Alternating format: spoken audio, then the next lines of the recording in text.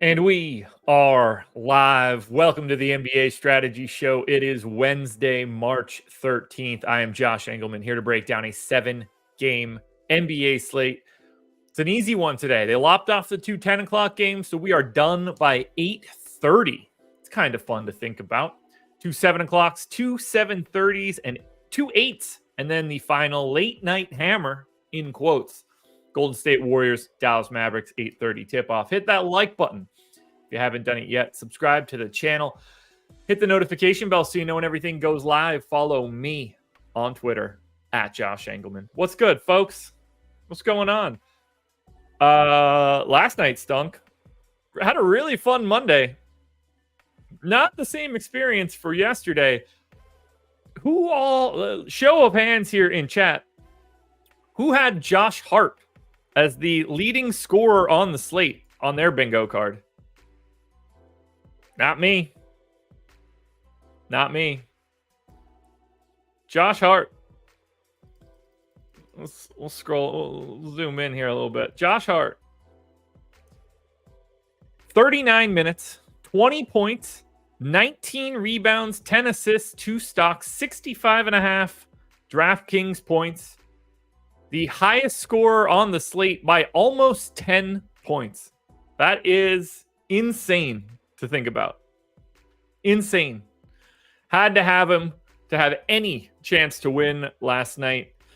So if you didn't have Josh Hart, and most people didn't, you weren't winning the top prize in any contest, because that is an essential score if you want to try and win a DFS contest.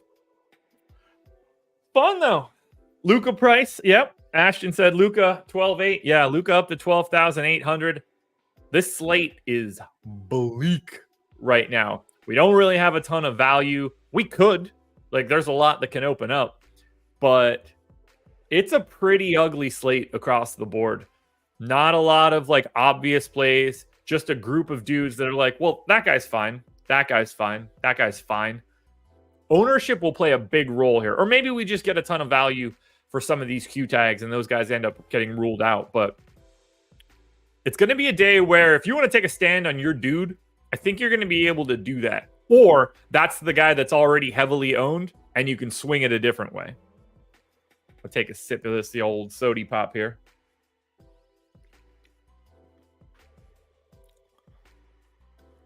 Oh, man.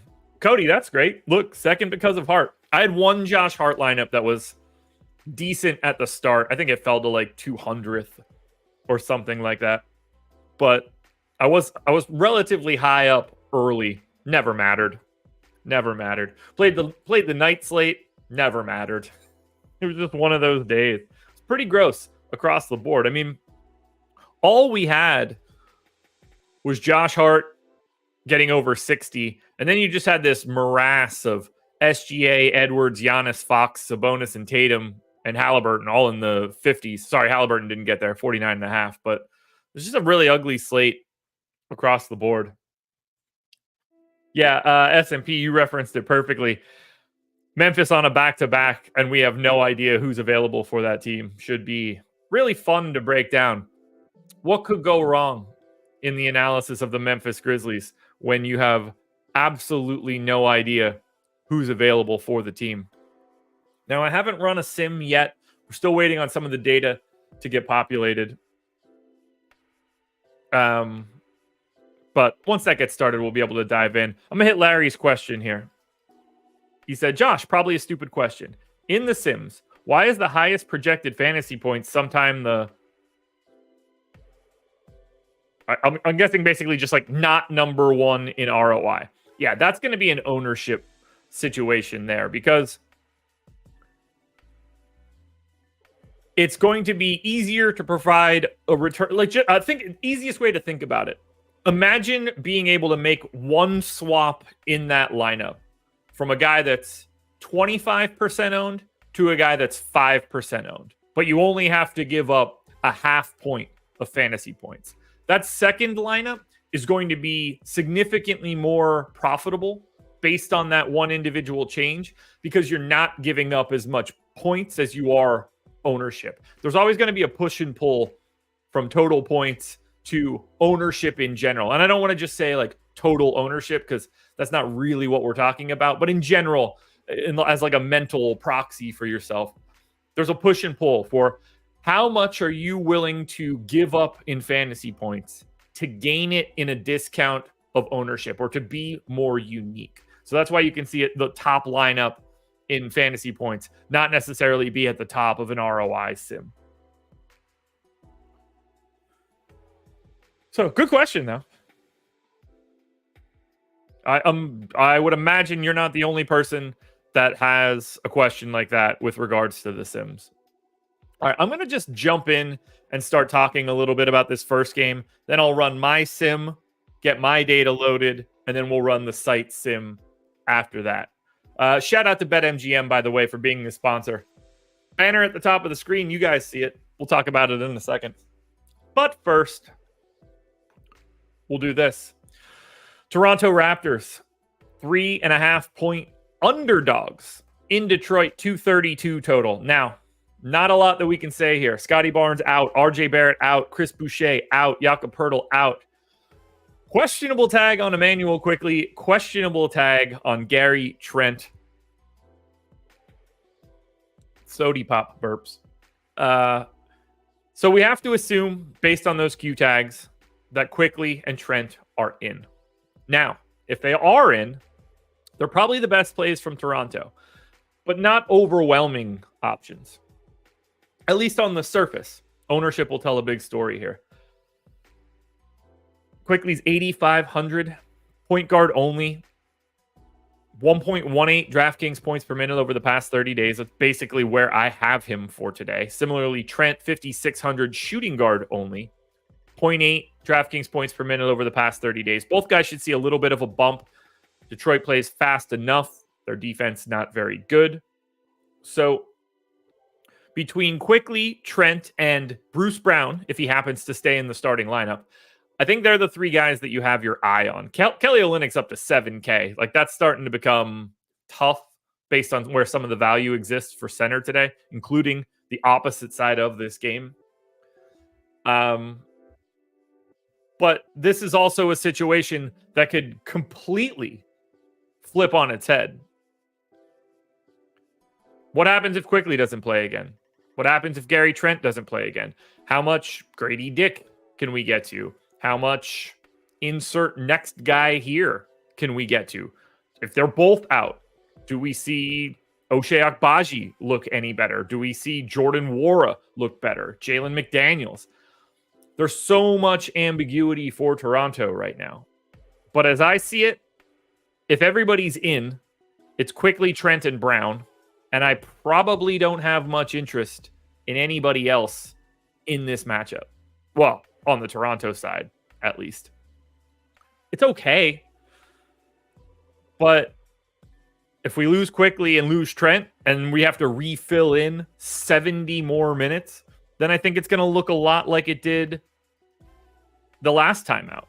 And if we look at that sort of rotation, we got 38 minutes out of RJ Barrett. Now, he's not going to be playing.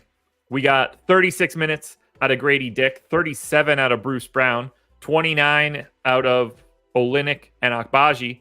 You have to assume that if we lose Quickly and if we lose Gary Trent, we're getting 35, 36 minutes out of Grady Dick. You're probably getting a similar situation out of Bruce Brown.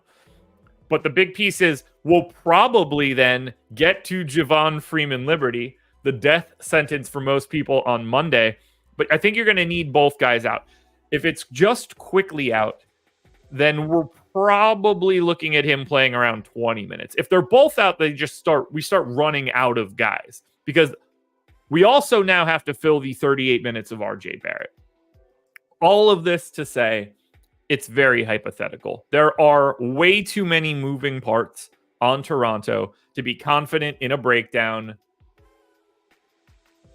at Wednesday, March 13th, 10:10 a.m., 10:11 a.m., if I say it right now. So keep your eyes peeled for Toronto. They're a very difficult team. to talk about right now, considering 2 of their starters are questionable.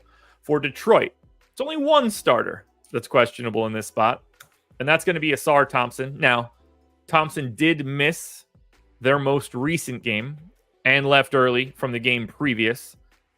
With the assumption that he is in, the Detroit side of this one actually looks a lot better. So I'm leading it off with Jalen Duren. He's 6,700, center only, obviously. I got him projected for 30 minutes. I also have him projected for 38 fantasy points, 1.28 DraftKings points per minute in this spot.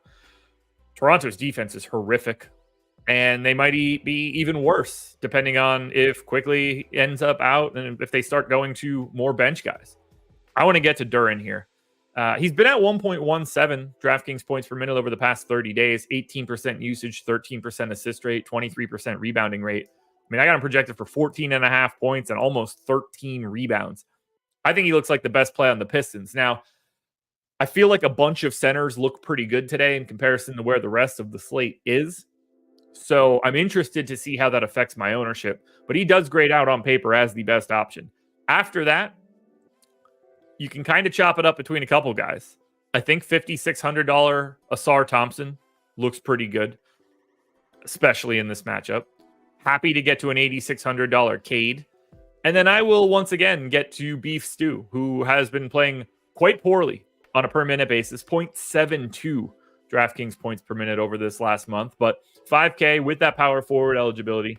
Those are the 3 guys that I would be wanting to get to after Duren. And then I think Jaden Ivey at 6,100, more than a reasonable option. I think Ivey looks a lot like if Quickly and Gary Trent are both in. That's sort of how Jaden Ivey grades out for me today. Josh, is there a PGA show today? Good question. Let me look. I assume the answer is yes, but let me look at the schedule.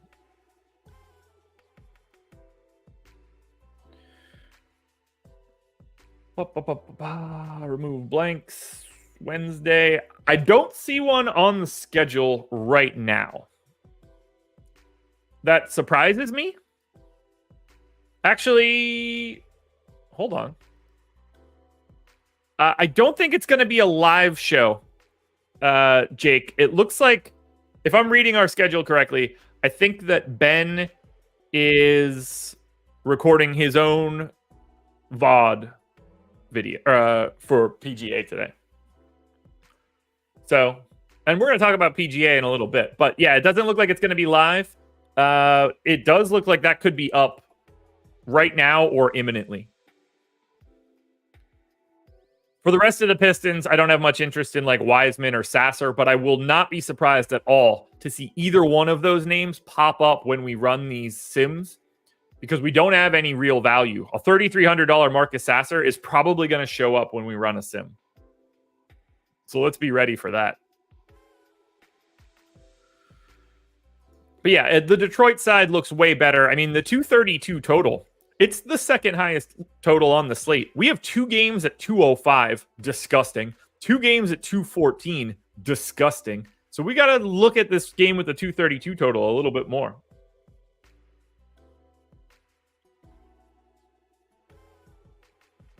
Man, that Sody Pop is good.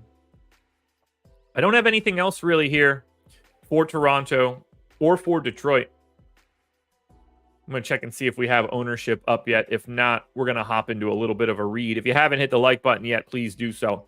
All right, let's talk through a little bit of a promo to start. And Jake, your prompt made me think about doing this. So, promo code. It's a new one for you guys. It's important for the PGA side of this one.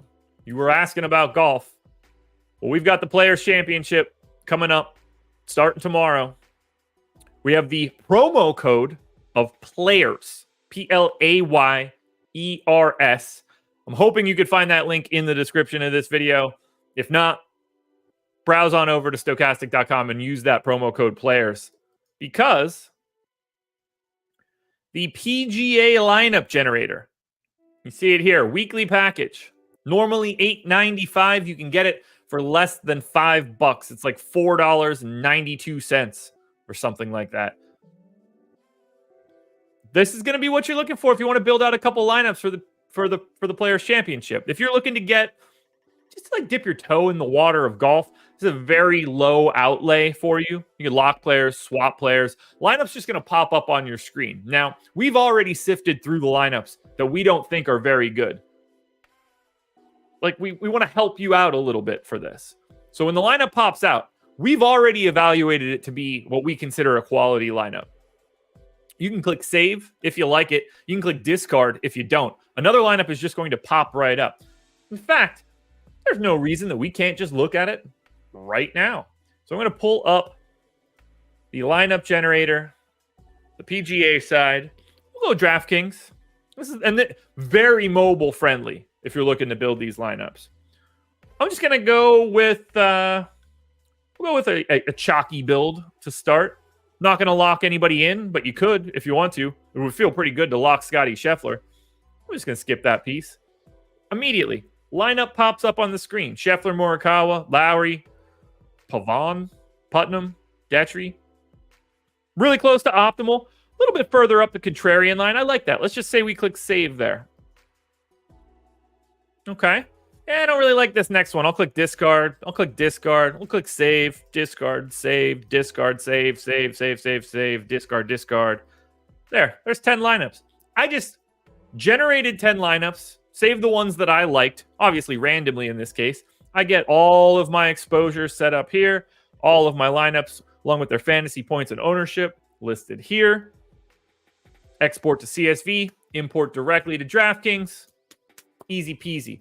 If you use the promo code PLAYERS, PLAYERS, you can get this lineup generator for less than $5 for the week heading into the Players Championship.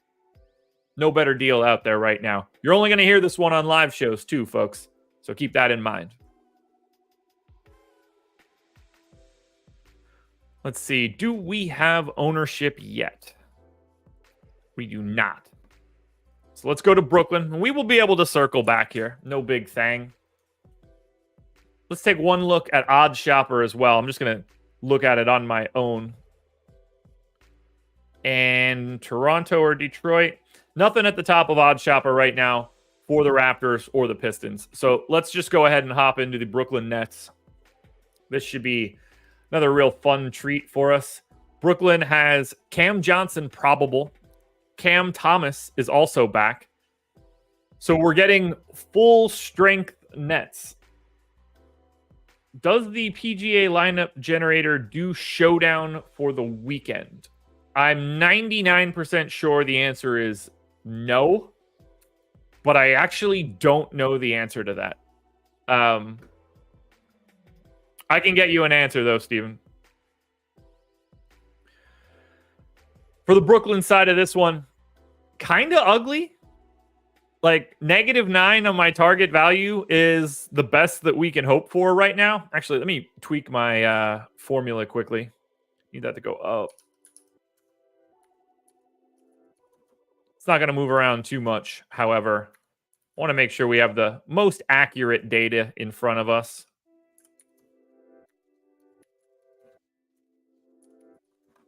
Perfect. So, Mikal Bridges is sitting there at 6,900. Shooting guard, small forward eligible. I think he's the best play you can get to from Brooklyn. But we got to remember, Brooklyn has a sub 100 implied total. This is the number 4 defense on the opposite side for Orlando. The Magic play at the 28th fastest pace. Bridges is not playing well. 0.9 DraftKings points per minute over the past 30 days. But the sub 7K price tag, the shooting guard, small forward eligibility, it does look good. And you do think maybe Mikal Bridges can get back to, normal Bridges, which is basically a 10th of a fantasy point ahead of where he's been over the past month. After that, maybe a little Nick Claxton, maybe a little bit of Dennis Schroeder. But bringing back Cam Thomas is a problem. Bringing back in a 30% usage guy is certainly not helping the rest of a team whose prices are already up from that guy not being around. So I don't really have a ton to recommend from Brooklyn and Orlando, but that shouldn't be all that surprising. This, on the surface, it's a horrific game environment. Now, the Orlando side, we have everybody available, but we also have another team that just doesn't look very good. Cole Anthony? Can Cole Anthony be the best play for the Magic? That's what I have right now. That doesn't feel like something I want to do. We're talking 22, 23, 24 minutes for him. He's 4,700, point guard, shooting guard eligible. He's the best play I have, but kind of looks like Gary Trent, I guess, as like a comp in this spot in terms of like relative to salary. It's just kind of ugly. Franz Wagner, 7,400, small forward eligible. I actually have him at 1.1 DraftKings points per minute, 26% usage, a 20% assist rate, 10% rebounding rate, and he's still just filler because this game is gross. Brooklyn doesn't play fast. Orlando loses a possession below their average. Brooklyn's defense isn't the same kind of horrific as some of the other bad teams. They're 19th on the season. It's just, this is a game that is highly problematic. Highly problematic. There just aren't good plays on either side.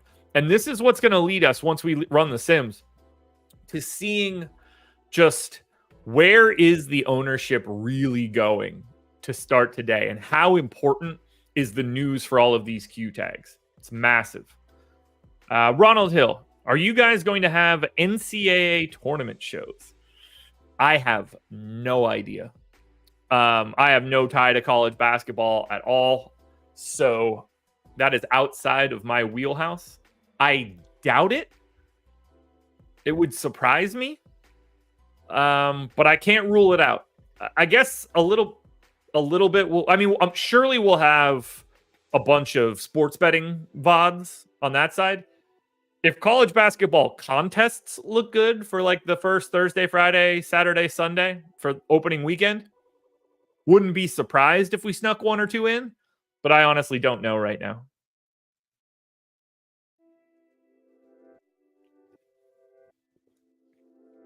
All right. We're going to put a pin in Orlando as well. I'm going to check the ownership one last time before we go on to Chicago and Indy.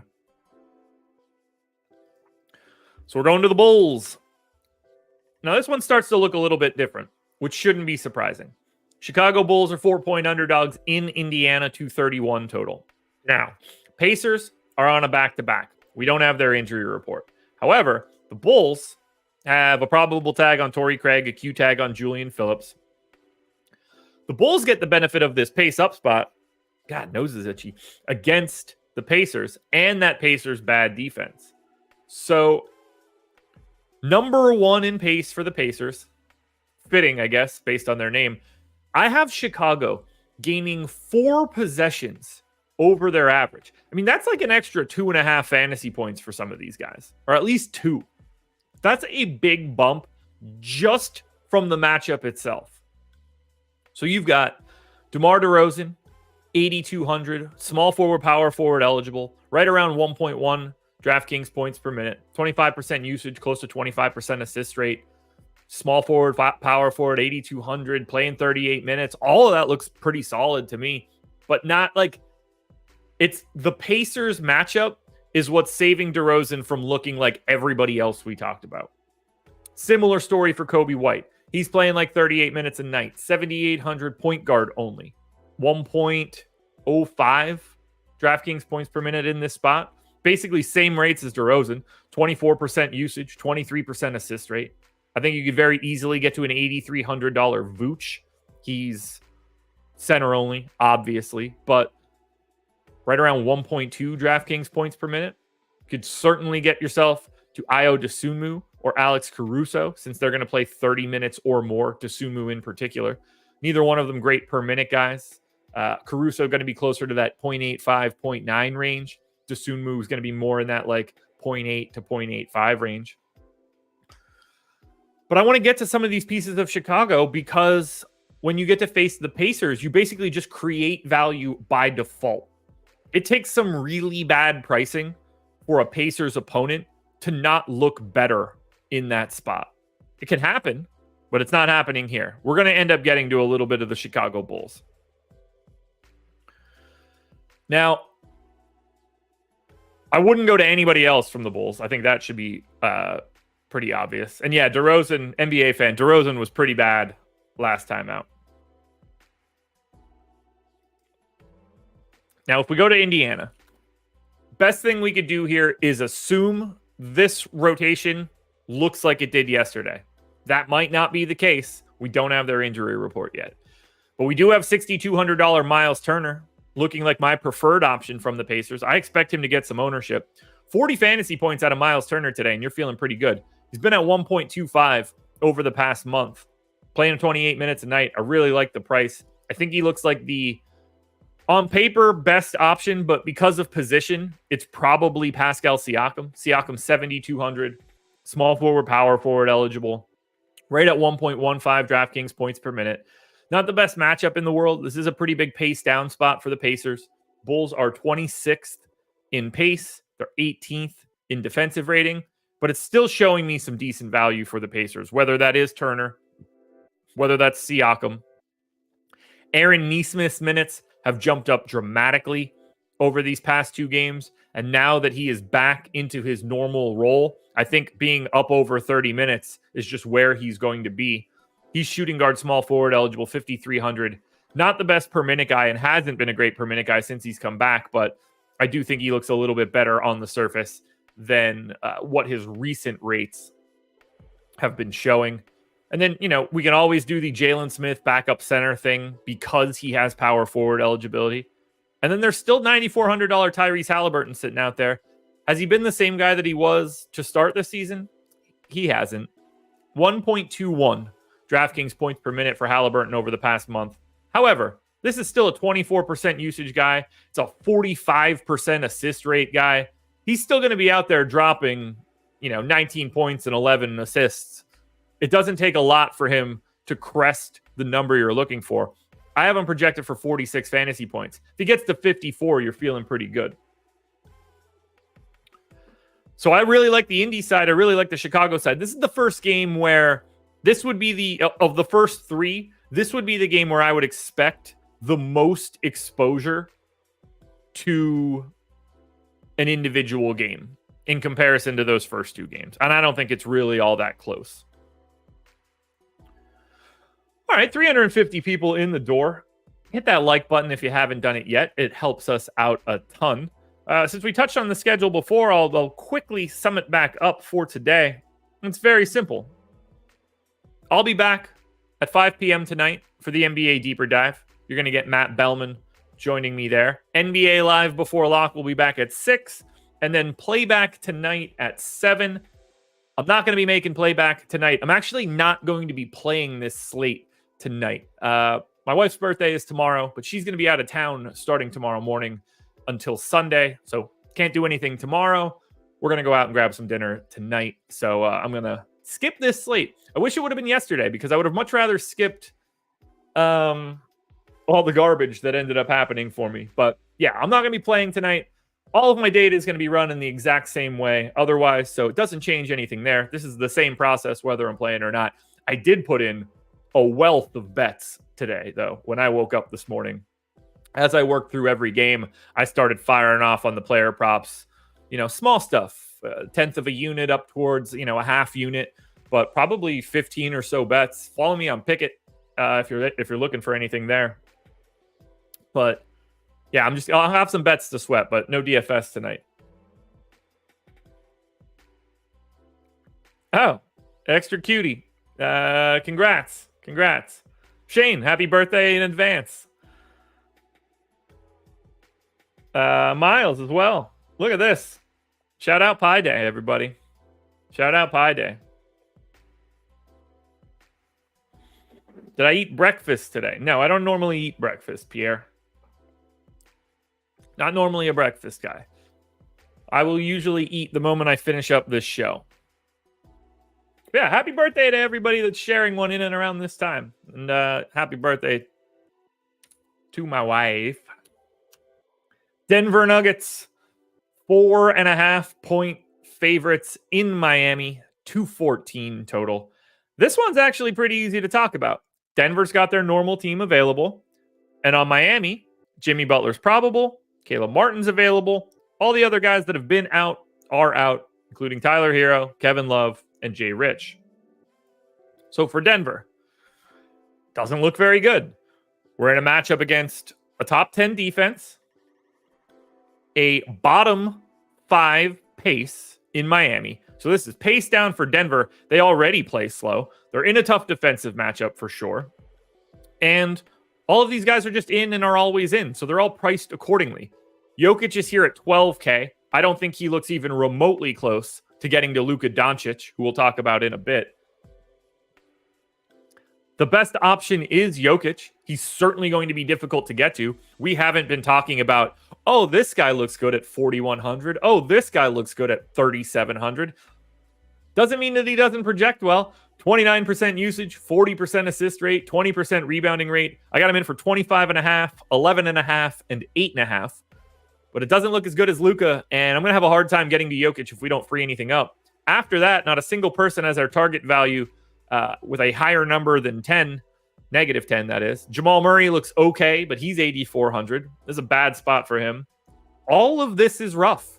This is just another team on this slate that doesn't have any immediate guys that are like, I got to get him.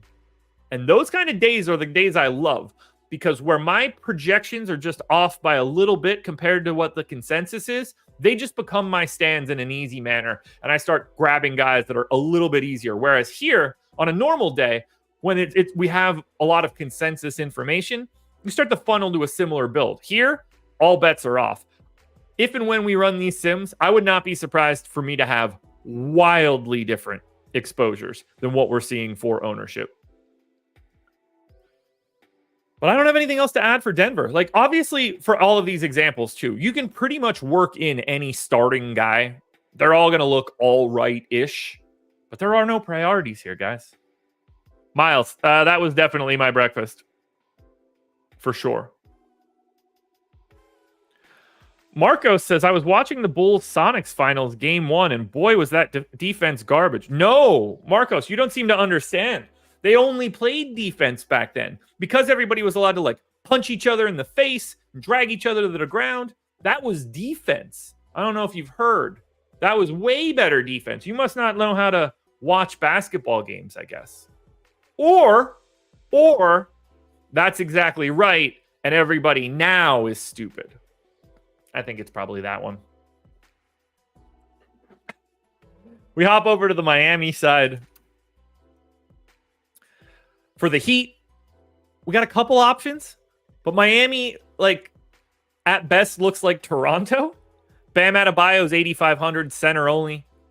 Really good, but I think there are more cost-effective center options on the day, like Miles Turner or Jalen Duren. That doesn't invalidate Bam, but he's going to have his hands full today. The dude on the opposite side, kind of decent.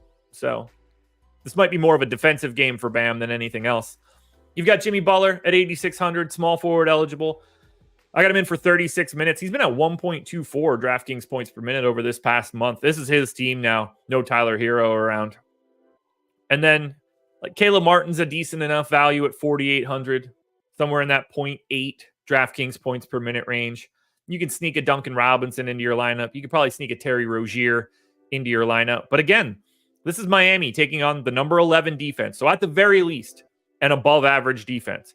Denver, 22nd in pace. The only thing that's saving this game is that it's in Miami and not Denver. Miami is the opposite of Denver. I assume Miami is essentially sea level. It would be really weird to me to hear that it isn't, whereas Denver, quite the opposite. So at least you get the opposite effects for the Nugs, but I'll tell you what, I bet Nikola Jokic's record in Miami is pretty good. I don't know about the rest of the team, but doesn't strike. I don't get the sense that Nikola Jokic is getting tripped up by the pageantry of Miami. Doesn't strike me as the guy that's going out and knocking him back till 2 a.m.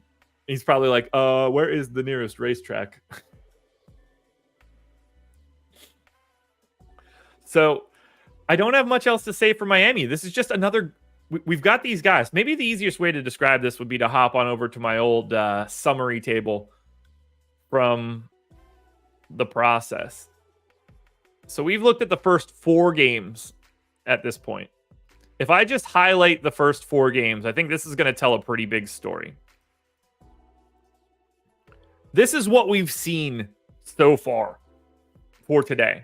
I can go, I'm not centered. And we can go a little bit bigger than that. Yeah, there we go. So we've got Jalen Duren and Miles Turner as like my preferred options, but they're just centers. So they definitely have like a little bit less positional value. And then it's Cade at like -5. Beef Stew, Siakam, Asar Thompson, Neesmith. Like all of this is like mostly uninteresting. Like you got Vooch and Bam looking almost identical. All of these guys are just in this same little bunch. The difference between Cade Cunningham and like Jimmy Butler is relatively small today. Talking like 2.5 fantasy points. And that could wiggle around a bit too.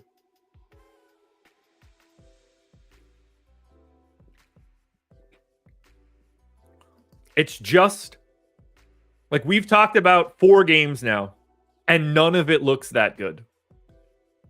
That's kind of wild to think about.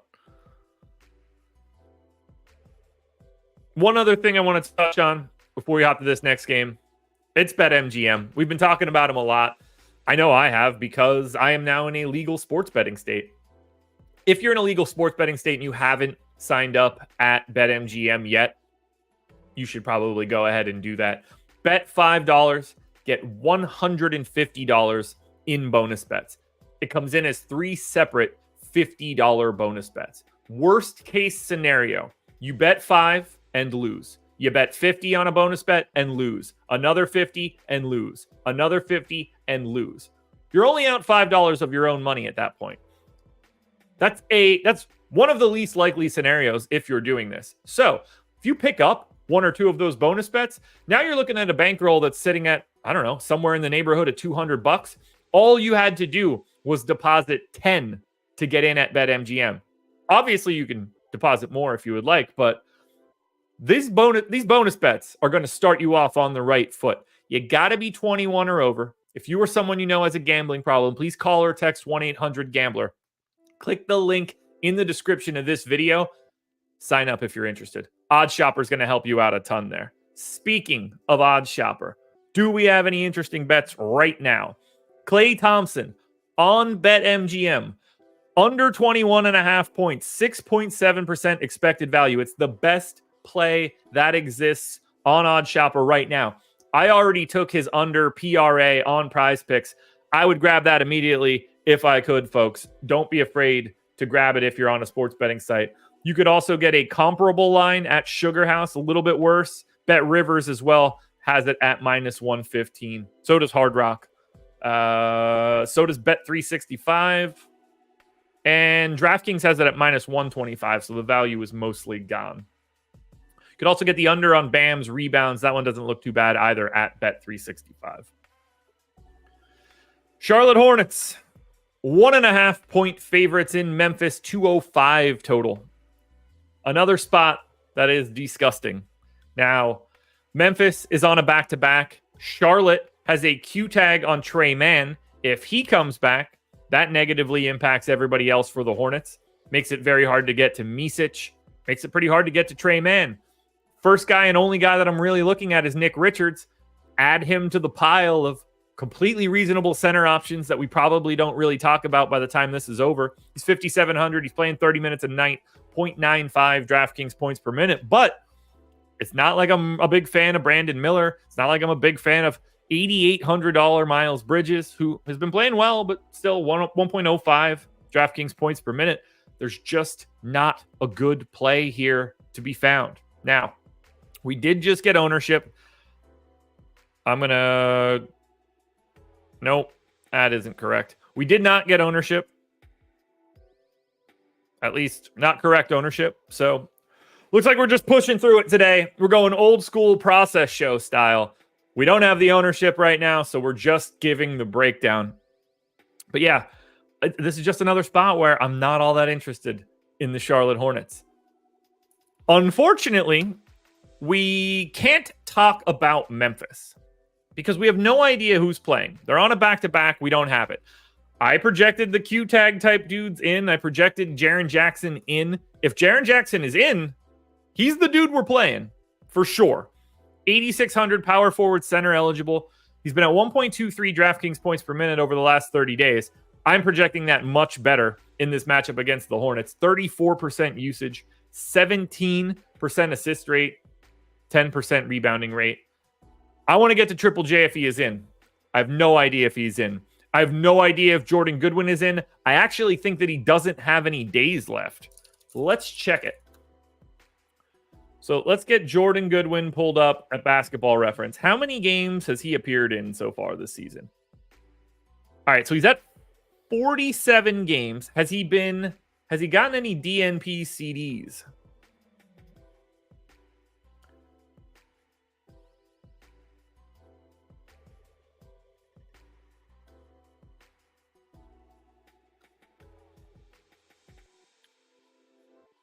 So he is getting dangerously close to being ineligible based on two-way days. So we don't know what his status is going to be. We didn't have Lamar Stevens yesterday. Don't know what his status is going to be. We didn't have Vince Williams yesterday. We don't know what his status is going to be. We have no idea who is playing for the Memphis Grizzlies right now, and we're not even really in a position to guess. We need this injury report to come out at either 1:30 or 2:30. That will help us out a little bit and at least give us some idea of who's in. Now, it might be even worse. We might just get Q tags across the board and have no idea what's going on. But as I look at it right now, if Triple J can play, he's probably the only guy you want from Memphis. If Triple J is out, then we're going to start talking about your John Conchars, your Jake LaRavias, your GG Jacksons, your Luke Kennards. But shout out to whoever's showing up to this Charlotte-Memphis game. That is the number 25 team in net rating against the number 30 team in net rating. It is the second worst offense against the first worst offense. And it might be even worse for Memphis, depending on who's actually in. For Cleveland, they are 7-point underdogs in New Orleans. That's a 214 total. This could be a really fun game.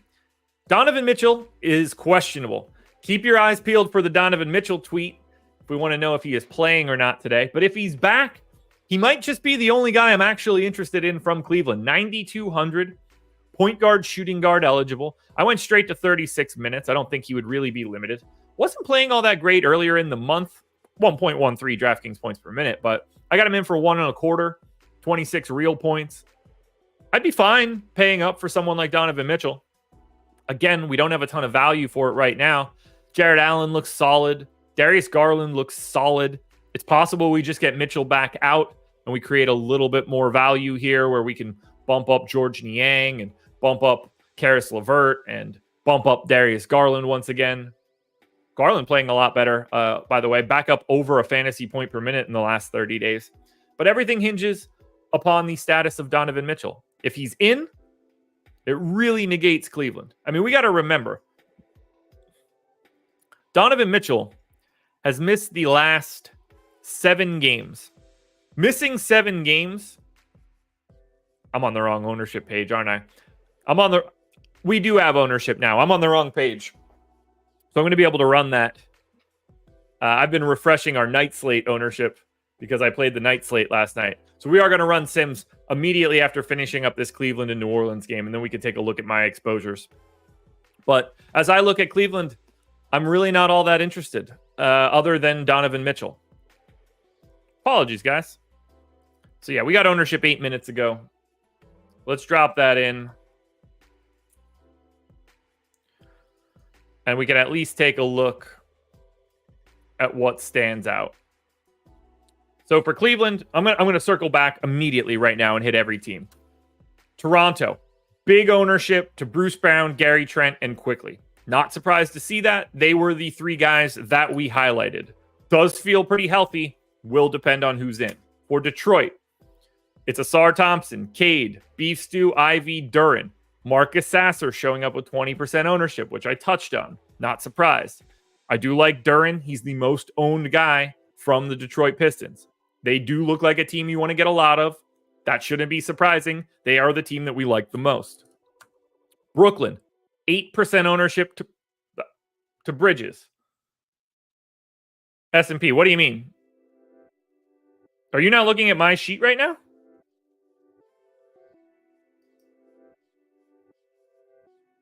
Just going to pause for a second until I get your answer. You should be able to see what I'm seeing. Correct me if I'm wrong. I'm going to keep going because I think I'm right. 8% ownership to Mikal Bridges is the most of anybody from Brooklyn. I'm not surprised. This matchup looks awful. For Orlando, we got 11% to Cole Anthony. He was the guy that I pointed out as the favorite play. We're also seeing 10% ownership coming into John Isaac at 3,500. Again, very unappealing. We're not surprised. Chicago, the guys that we would expect are getting the love. 18% to Dosunmu, 19% to Vooch, 10 to DeRozan, close to 10 to White, close to 10 on Caruso. The Pacers, Siakam and Turner leading the charge. The two guys that we pointed out, right around 25% ownership. We're getting a little bit of love to Nesmith, Jalen Smith, and Tyrese Halliburton.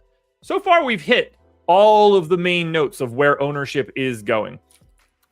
Denver has basically nothing. Single digits across the board for every single person on Denver, whether that's DraftKings or FanDuel. Miami, single digits across the board on DK. We do get Jimmy Butler up to 14% on FanDuel. The only guys that you're really getting to, though, are Bam, Caleb Martin, and Jimmy Butler. No surprises.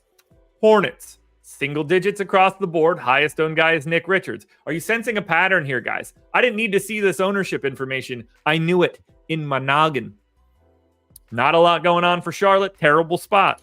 Or Memphis. We have no idea. It's not even worth looking at Memphis ownership for right now. And now we bet back to Cleveland. Basically no ownership. A little bit to Jared Allen. I think if you see Donovan Mitchell in, you will see that number come up more than 2%. If you're playing Jared Allen on FanDuel, that's the place you want to be. Power forward, center eligible, 16% owned. Frankie Lofton, did I win that joint last night? Not even close. You must have seen me near the top way before, like right before the 10 o'clock games were tipping off. I had no shot. For the New Orleans Pelicans. Now, this is a team that looks really weird. Everybody's in, but look at that. -9, -9, -9, -9, -9, -10, -10, -10, -10. The whole damn team looks the same. Now, we're seeing 15% ownership going to Larry Nance at 3,600. This is where our value is right now. Backup centers that are 3K. Backup point guards like Marcus Sasser. Horrible slate. 10% to Zion. 10% to Alvarado. Single digits to everybody else. I like having like one Pelican in everything I'm doing. I have no idea which one you would want to pick. Whichever one fits from a salary perspective, you can pretty much play every Pelican except for Najee Marshall.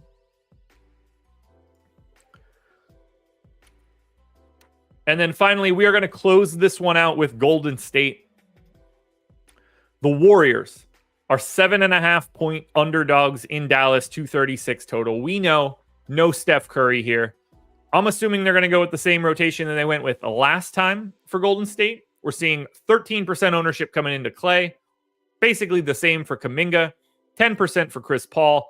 17% for Andrew Wiggins. Now, I think Kuminga and Wiggins look the best. That shakes out in the ownership. Kuminga sees a really big usage bump with Steph not around. 29% usage is what I have him pegged for in this spot. Wiggins, step back into the starting lineup. You would think he'll thrive with no Steph if he can get some additional touches. I'm sure he wants them. And you get small forward, power forward eligibility.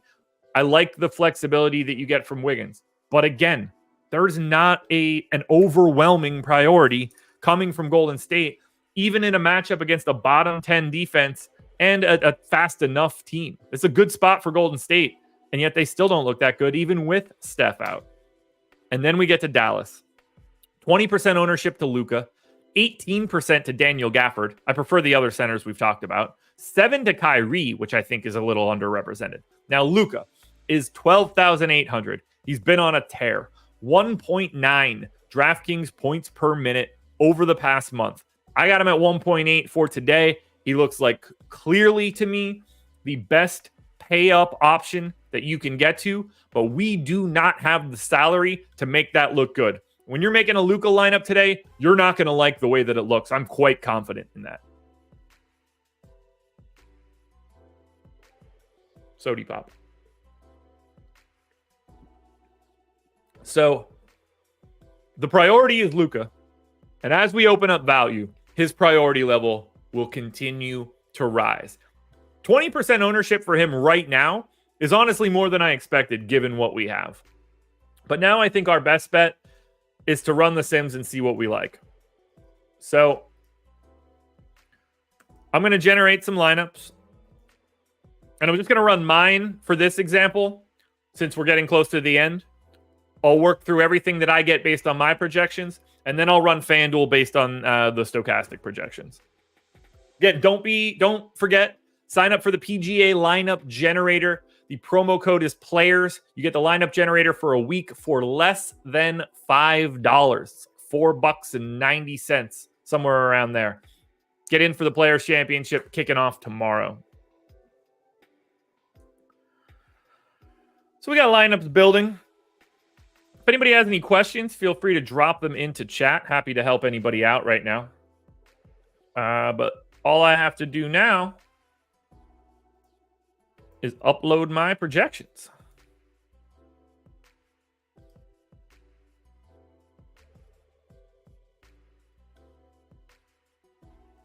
Which I have made very easy based on my Excel sheet.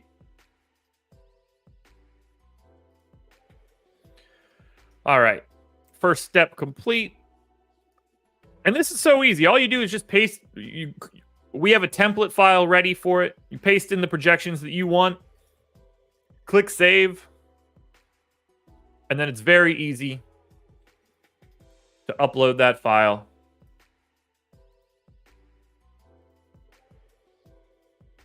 And click run. And now we wait. And now we wait.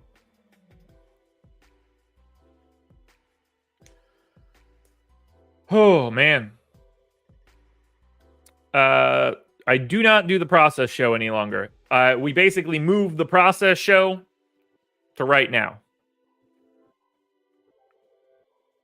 I'm very curious to see what I'm getting to start off the day.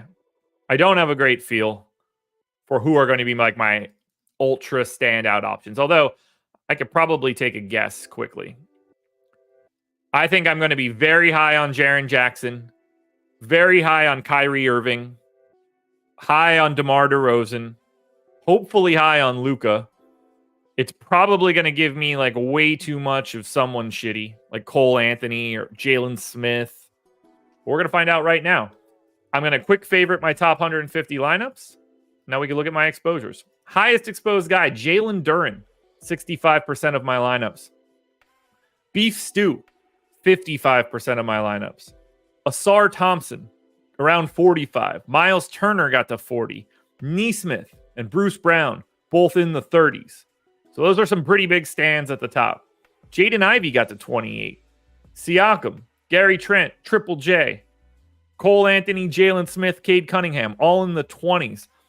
We do see Kyrie, 18% exposure. He's 7% owned in the sim.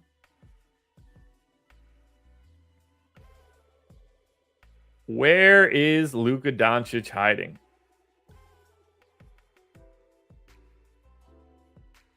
Ruh-roh. Do I not have him? I got to 17% Luka. I think that's pretty reasonable. I don't think that's too crazy. Highest leverage play for me. Duren, Stewart, Thompson, Neesmith, Turner are all the guys. Cole Anthony, Kyrie, they're the guys above 10%. Biggest fades. Vooch, Emmanuel Quickly, Klay Thompson, Kelly Olynyk, and then it's sub 10% for everybody else. So Marco, Solo is staying through the playoffs. I'm going to be doing this till June, probably. Or until basically we stop having real slates. So probably through the first round of the playoffs. But this is where we stand here based on my projections on DraftKings to start the day. Now we could hop to FanDuel, rerun everything, and we'll see what the FanDuel exposures look like using the stochastic projections.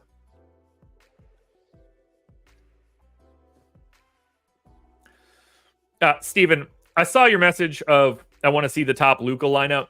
There's so much stupidity with Q tags right now and unknowns from back-to-backs. I just don't care about any of these individual lineups. Like, there's no chance that today's slate is going to look like something that we care about later today.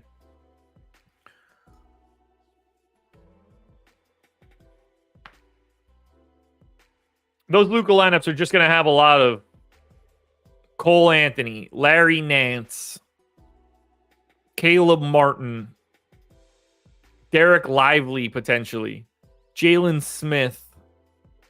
Like, it's just going to be a lot of that garbage plus Luka.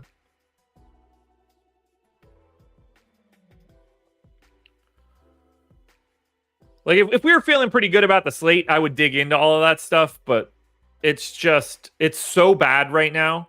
And we know, like, this feels like one of the slates that's going to change the most of any slates that we see. Between the back-to-backs and all of the random Q tags, all of the stuff with Memphis, it's just going to be pretty bleak to really want to dig into.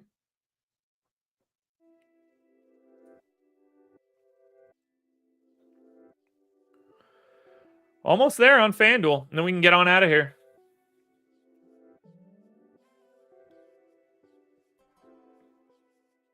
Hope you guys had fun. Don't forget to hit that like button again. That helps me out tremendously. Tremendously.